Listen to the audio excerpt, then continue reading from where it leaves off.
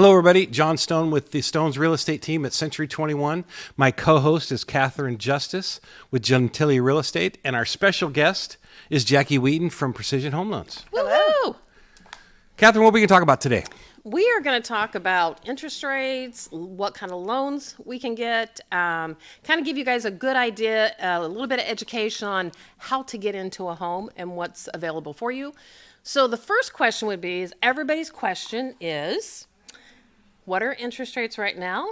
What are interest rates headed toward in the future? And what do we think is going to happen You did bring later? your mortgage crystal ball, right? Did you? Yes, I was Yes. just going to say. It's actually like the magic 8 ball. Right. That, if you remember If you don't like the those. answer, you just shake it You again. shake it Just up. shake it Sure. again. Right. Yeah. That's pretty much how the market has been going these last few months or a few years, I should say. Interest rates at the moment are really going in between 6 to 6.5, 6.75%. That is without having to pay a bunch of points to buy down the rate. It can get a little bit lower, and we do give you all of those options available, but just the blanket run of the mill is going to be 6 to about 6.75, depending upon FHA or conventional. Are we going to see 3% interest rates again? Gosh, don't I In my wish. lifetime. Maybe yours. How about I- mine? Yeah, I don't have much left. Maybe You? mine. There's gray hair up here. I just colored it, but we really don't anticipate ever seeing interest rates in the threes again. However, I will say that we didn't expect to see them in the Fives, first place yeah. either. Yep, that's true. So there's really no telling if we're going to see them go that low, and if we do, when it'll be. This year, the mortgage experts are expecting rates to go somewhere into the fives, maybe touching fours on a day or two. But for the most part, you're probably going to be seeing more like low fives to mid fives, and not much lower than that. Well, that's not too bad, but what if someone didn't like that rate at 6.25 or 6.5? Isn't there a couple options? You can either, the buyer themselves can buy that rate down, or the seller can do a buy down for them, correct? Correct. So there's multiple ways that you can get that interest rate to be down. Permanent buy down is when you yourself or the seller, if you have seller credit from your negotiated transaction from your amazing real estate agents, if they are willing to offer that, then you can use those funds to buy down the interest rate on a permanent basis. What that means is that from day one, your rate will be the same at whatever you purchased it down to. Now, there's no guarantee on what that is. So it doesn't work that you get 1 point, buys the rate down by 1%. It doesn't work that way. It's really a matter of whatever the cost is on the back end that day. It can vary and tell you that it might be today it's a 0.5% to drop the interest rate by 0.25, and tomorrow it might be a whole percent to drop it by 0.5. Those things are going to vary depending upon your qualifications and where the rates are that day. So it's just like interest rates. They go up and down every day, Right. all day, and Yes. you just have to see what it is when you're ready to get that thing done. And every single customer is different. No one will ever have the exact same structure. Although you might get the same interest rate, the structure on the back end is always going to have a little bit of variance to it based upon your debt to income. So how much income you have versus how much debt you have. And then also what your credit score is, how much your down payment is. All of those things are really factored into it. So tell me, if I wanted to do an owner-occupied home, what are my options on that, and what would be the minimum I have to put down? Because it's still a misconception that people have to come in with like 10 and 20% just yeah. to get Right. themselves into a home. You actually don't. So there's many different variations that you can do. A USDA is 100% financing. Now that is limited to rural areas and certain zip codes. For instance, Hanford, if you're familiar with our Central Valley here, does not qualify, where Armona, that is directly next door, in fact, there's a Hanford Armona Road, Correct. does qualify. So you just have to check the address and see what area does work for you for that. VA is another 100% financing that Right. you don't have to have any down payment. And then if you're looking at FHA or conventional, the FHA is a 3.5% minimum down payment. Only half a percent has to be from your own money. The rest can be a gift nice. or down payment assistance, anything like that. Conventional is 3%. Now, those are for first-time home buyers. But if you are a move-up buyer looking to sell your home and move into another one, or keep your home and move into and keep it as a rental and move into another, then you can actually get in with 5% down payment. So there's still options for you that does not require the full 10% or 20% down payment, even if you own a home already. How does the FICO score affect your interest rate, or what other than FICO? What else is looked at to come up with an interest rate for individual buyer?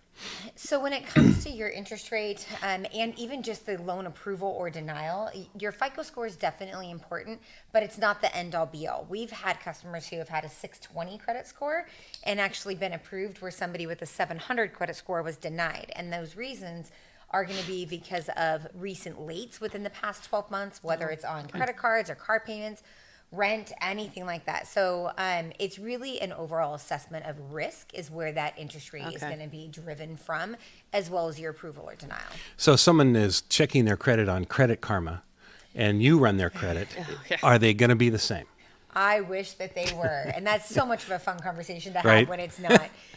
There are many variations to credit scores and the programs that they use. So if you go to buy a car, your credit score is going to be different than if you were to go Right. buy a house. If you get a credit card, it's different as well. There's different models that they pull. So for a mortgage rated credit report, it is actually called a mortgage rated credit report.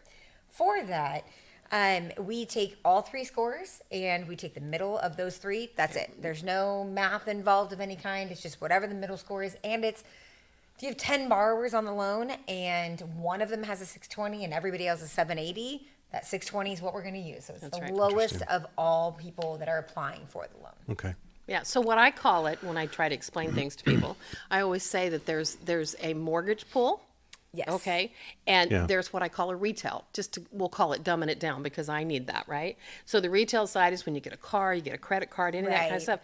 To me, what I've seen most, and maybe some of you guys can tell me if I'm wrong, when you pull that credit off of, what's it called? Credit Karma? Credit Karma, that tends to be more your retail score. Yeah, Yes. it is. Absolutely Okay, is. so that's usually a higher score than than what Right. you pull for a mortgage. Yeah. And so that's the misconception with people. Well, my credit score was this, when in reality, trying to explain that to him does become. I try to help you out a little bit. Yes, okay, I appreciate that. You yeah. do. So do we have any more questions about? I have one. Are you seeing a lot of seller credits that are going to interest rate, either a 2-1 buy down or a 3-2-1 buy down or permanent buy We haven't down? seen very many of them, Really? unfortunately. I have, in recent months, in fact, actually in the last 2 days, I've had 2 contracts come in with seller credit on both.